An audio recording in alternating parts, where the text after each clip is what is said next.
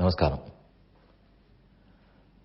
முன் நாட்களிலெல்லாம் வேலைக்கு இன்டர்வியூக்கு போகும்போது சில கேள்விகள் கேட்பார்கள். அதெல்லாம் நாளடைவில் பயனே தராத கேள்விகள் என்று தெரிந்து கொண்டு பிராக்டிக்கலாக இந்த நாட்களில் மாறிவிட்டார்கள். உதாரணத்துக்கு, மாடிப்படி ஏறி இன்டர்வியூக்கு வந்தால் எத்தனை படிகள் ஏறினாய்? அநேகமாக யாரும் ஞாபகம் வைத்துக் கொள்ளப் போவதில்லை. இதைப்போல் கேள்விகளெல்லாம் கேட்பது பெரிய புத்திசாலித்தனம் என்று கேட்பவர் நினைத்துக் கொண்டிருந்தார். ஏதோ சிறு வயதில் எந்த நாட்டின் தலைநகரம் எது, அந்த நாட்டின் கொடி எது, தேசிய விலங்கு எது, இப்படியெல்லாம் கேட்டு படித்திருக்கிறோம். ஜெனரல் நாலேஜ் வளர்த்து கொண்டிருக்கிறோம். அதெல்லாமே இப்போது குறைந்து போய்விட்ட காலம். எல்லாம் தொழில் சார்ந்த கல்வி, பிராக்டிக்கல் எஜுகேஷனாக இருக்க வேண்டும் என்று வந்துவிட்டது. அதனால இனிமேல் இன்டர்வியூவில் அதை போல கேள்விகள்லாம் யாரும் கேட்பதில்லை. இது எப்படி லௌகிகத்தில் உண்மையோ அதே போல ஆன்மீகத்திலும் எந்த மாதிரி கேள்வி நமக்கு உதிக்கிறது, எதை கேட்கிறோம், அதனால் நமக்கு ஏதேனும் பயன் உண்டா, இதை அவரவர்கள் ஆத்ம பரிசோதனை பண்ணி பார்த்துக் கொள்ள வேண்டும். நான் ராமாயணம் படிக்கிறேன். அதில் நராந்தகனை முன்னால் கொன்னாரா, தேவாந்தகனை முன்னால் கொன்னாரா, இந்த இருவரில் யாரை யார் கொன்றனர்? ராமாயண உபன்யாசம் கேட்டுக்கொண்டிருந்தேன். ஆனால் நீ சொன்னதில் நராந்தகன் முன்னால் இறந்தானா, தேவாந்தகன் முன்னால் இறந்தானான்னு தெரியவில்லை. அதை எனக்கு கண்டிப்பாக சந்தேகத்தை தீர்க்கவும் என்று ஒருத்தர் கேட்பார். புஸ்தகத்தை பிரித்தால் கிடைக்கப் போகிறது, தேடுவது ஒன்றும் நேரமாகாது. ஆனாலும் தேடி அதற்கு பதில் சொல்ல வேண்டியது தேவையான்னு பார்க்கவும். இங்கு யாரும் ராமாயணத்தில் பரீட்சை வைக்கவில்லை, ஒப்பித்தல் போட்டி இல்லை. மேலும் நாம் யாரும் இன்னும் சிறுவர்களும் அல்லோம். இந்த சமயத்தில் அதுவும் மகாபாரதமாக இருந்தால் இனிமேலும் இல்லை அவ்வளவு கதைகள். அதில் எண்ணிறந்த கேள்விகள் வந்து கொண்டே இருக்கும். அந்த கதைகள் உள்ள கருத்தை கேட்டுக்கொள்ளவும், அதற்குள் சென்று இவர் முக்தி அடைந்தாரா, அவர் ஏன் சொர்க்கத்துக்கு போனார், இப்படி செய்தது சரியா, அப்படி செய்தது சரியா, எண்ணிக்கைகள் கணக்கு,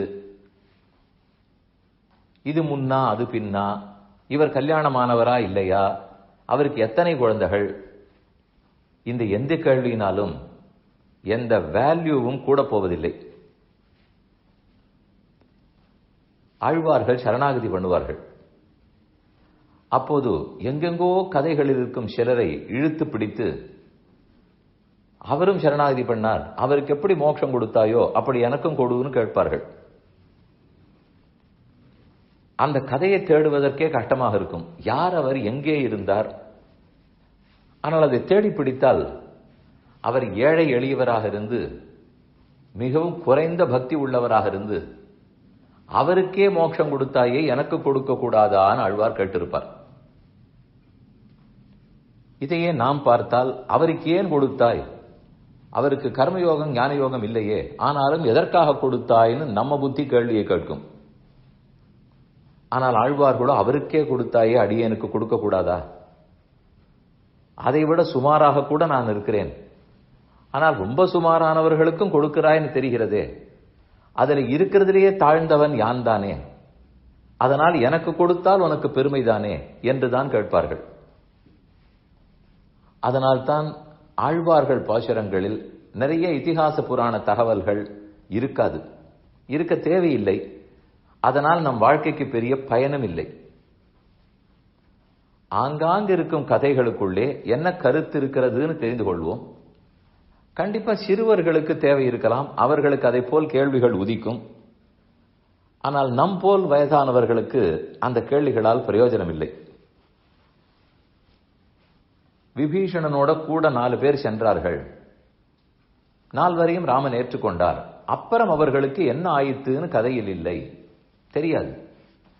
விபீஷணன் ஏற்றுக்கொள்ளப்பட்டான் என்றால் அவர்கள் 4 ஏற்றுக்கொள்ளப்பட்டனர். ராமன் திருவடியே கிடைத்த விற்பாடு அவர்களுக்கு என்ன ஆனால் என்ன?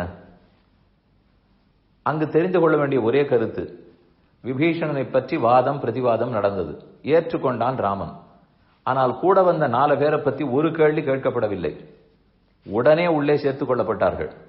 புரிந்து கொள்ள வேண்டிய கருத்து, ஒரு நல்லவனின் நிழலில் நின்றால் நாமும் ஏற்றுக்கொள்ளப்படுவோம், ஒரு தீயவனின் நிழலில் நின்றால் நாமும் தள்ளப்படுவோம்.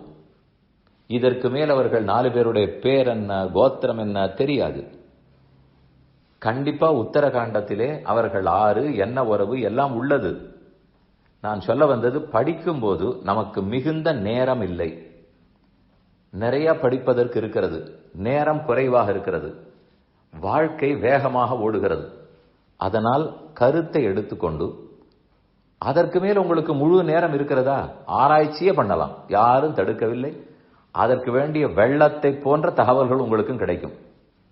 ஆனால் அதில் தான் நேரம் செலவழிக்க போகிறோமா, அல்லது கருத்துகளில், சரணாகதி தத்துவங்களில் நாம் எப்படி வாழ்க்கையை அமைக்கணும் என்பதில் ஆச்சாரியர்கள் நமக்கு பண்ணிருக்கிற உபதேசங்களில் கருத்து செலுத்துக. பல ஆச்சாரியர்கள், ஆளவந்தாரோ, நாதமுனிகளோ, ராமானுஜரோ, இவர்கள் யாருடைய புத்தகங்களை எடுத்து பாருங்கள், இதை போல் சின்ன சின்ன தகவல்கள் எல்லாம் பேசி இருக்கவே மாட்டார்கள்.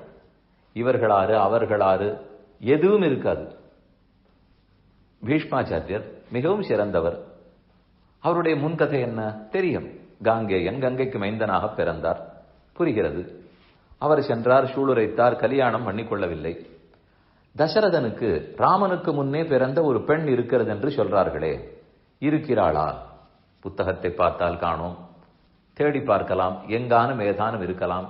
பீஷ்மருக்கு முன்னமே கல்யாணமாகி இருக்கிறதுன்னு சொல்லுகிறார்களே, அப்புறம்தான் அவர் சூளுரைத்தாரா?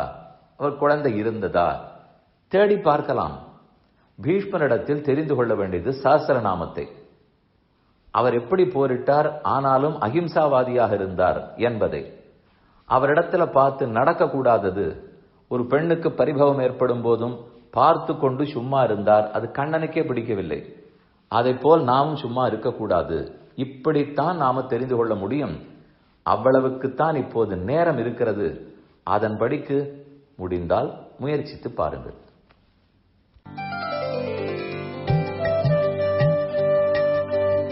இந்த என் பணி ஆடியோவை உங்களுக்காக வழங்கியவர் வேலுக்குடி ஸ்ரீ கிருஷ்ணன் சுவாமி.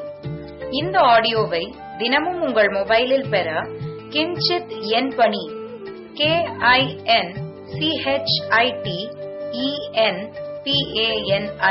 என்ற ஆப்பை கூகுள் பிளே ஸ்டோரிலோ அல்லது ஆப்பிள் ஐ ஸ்டோரிலோ டவுன்லோட் செய்து கொள்ளவும். தினந்தோறும் இது போன்ற உபன்யாசங்களை கேட்டு மகிழவும்.